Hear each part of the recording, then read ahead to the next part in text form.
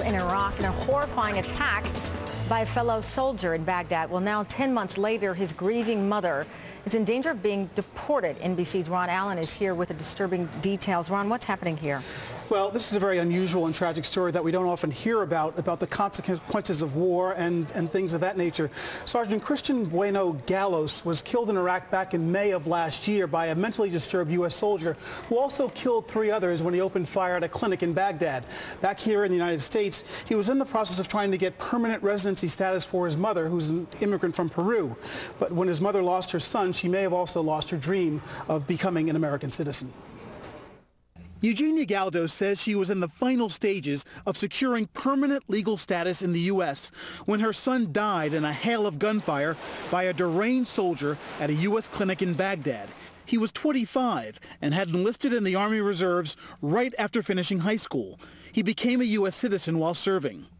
He hoped to give his mother the ability to stay in the United States, but now she fears deportation back to her native Peru.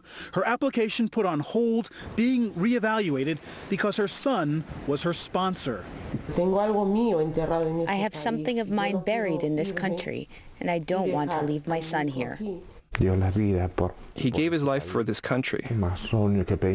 All we are asking for is for them to be benevolent with his mother.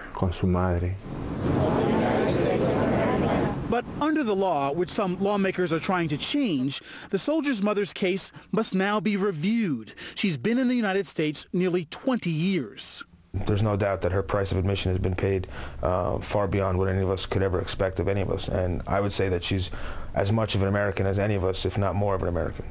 Immigration officials will not comment on specific cases. There have been few deportations of parents of soldiers here illegally. Most families in this situation have returned to their home country or continue to live here in limbo.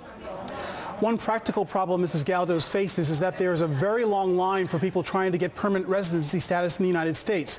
Her Senator Bob Menendez of New Jersey is pushing for a change in the law that would allow automatically for people like Galdos to stay in the United States indefinitely.